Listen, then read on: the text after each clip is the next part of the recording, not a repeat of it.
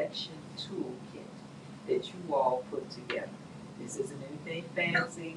It is just all of these basic things that help people understand the election process, where we're at in that, right? You talk about registration. You talk about, am I registered to vote? How do I check and do that, right? You're talking about early voting. You're talking about ballots, vote from home, all these. Talk about your election toolkit. Why did you all put that together? And give us, Erica, you can talk about why you put that together. And then Crystal, if you can talk about some of the tools that are in that toolkit. Sure. So it actually was conceived in 2020.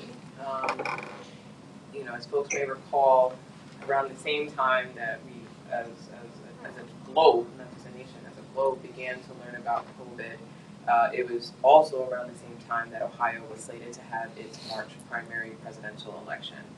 And so many of us, when I say us, fellow organizations that do this work, came into 2020, like, okay, we have our plan. It's a presidential election year. We got the March primary, so we got to, hit the ground running pretty soon after the new year. And we got ABC. We're all set, right? And then this major curveball comes in with COVID, and we were all obviously forced to physically isolate, or as many of us as possible were able to physically isolate. And for the type of organization we are and our fellow partners, that majority of our work is in person, interfacing with community, we were really forced to get creative and try to understand what does it mean to be a civic engagement organization that cannot civically engage people in person, right? And so many of us, it was about probably a dozen or so of us that began to start meeting pretty regularly in March, virtually on Zoom, starting to understand these different forms of technology that we had now available to us. And so as we started to adapt and pivot, we also realized that many people were calling us, and we weren't the type of organization that got a lot of cold calls, either cold calls or emails. But everybody was, sort of perplexed as to how we do this work. And it was probably the one time that we also received a lot of calls from individuals, not just organizations, which historically have been the primary type of entity that we engage with, because now individuals were home. They couldn't go out and do their typical thing that they did, and they were looking for an outlet. So at that time, probably around April and May of 2020, we were a 2.5 person organization. 2.5. 2.5. And we said to ourselves, we actually can't manage the volume of calls and cold emails that we're getting. There has to be at least something that we can refer people to. And then obviously if they have follow-up questions, we can do our best. But, from a capacity standpoint, it was becoming a little unmanageable. So we conceived of this toolkit. Felt like it was important to document not just things that we have done, but things that our other partners had done before, and really tried to design the toolkit in a way that wasn't abstract, but had very concrete examples of ways, again, individuals or organizations could get involved, from something as like a very low bar entry, like something very easy and simple, to maybe something more complicated. And so we did that first version in 2020 and have since updated it the last couple of years. Our communications and narrative strategist this year decided that she wanted to convert that toolkit into a blog, and in part because the fluidity and the ways in which our work moves is so fast. So sometimes you can see a toolkit and it's great, but as soon as you quote unquote print that, even if it's a digital print, some things can be outdated. So she, toward the end of last year, came to me and said, hey, I'm thinking of not, repurposing or updating, the toolkit for 2023.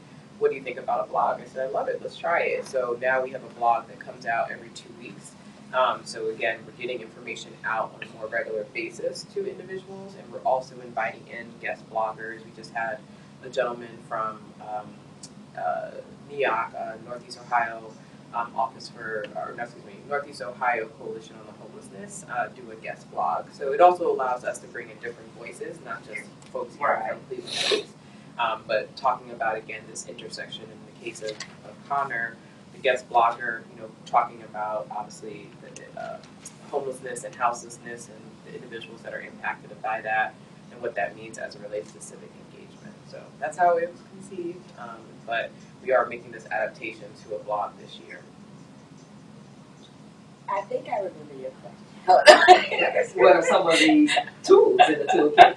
Thank you, Coffee. I'm just joking. So I think more importantly, I want to go back a little bit when we talked about foundation and how we were created. And so we talked a lot about transforming systems. And when you talk about the ability to be able to reach many, we talked about 2.5 staff, and honestly, where are we at? Like 5 down. So we're not a large organization.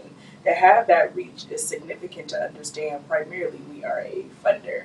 And now we're just talking about the formal pieces of this. This allows us to connect with many aspects of many different people who may not look like us, et cetera, who are interested and invested in different populations, but also in different issue areas and where they are the experts. So having that reach and connectivity allows us to touch and transform systems because it's not necessarily Cleveland Votes. Cleveland Votes is the avenue that they receive the resources. Cleveland Votes is the convener, the influencer, the thought leader, and that allows systems to transform because you have reach into many people that you can connect with, and the toolkit is a tool of a system changer because the ability to have information about the most basic civics, about opportunities at whatever level your nonprofit is at, whether you just have enough people to maybe partner with somebody and how to activate yourself and get organized and structure that, or whether you had the resources to lead a whole full campaign may look very different in terms of skill set, but also in terms of capacity for an organization. So making sure you have that level of information, making sure that it has some hand-holding information. This is where you find voting information at, this is the phone number you need to call, etc. So it's that type of toolkit, but it's this type of visionary leadership that understands because we have these special elections and everything is so fluid and ever changing that you also have to be able to move with that level of fluidity, so to transform it into a blog, but to still have this digital toolkit available. And so that toolkit is meant to be a systems activator. Cleveland Votes is ultimately a backbone organization. So you don't have to start from zero. You have a foundation built. And no matter whether Erica and I go into something else, we get hit by a bus, Lord, please not. But whatever the case, someone can pick up because it's really significant for folk to understand this is marathon work. You ain't sprinting through this, baby.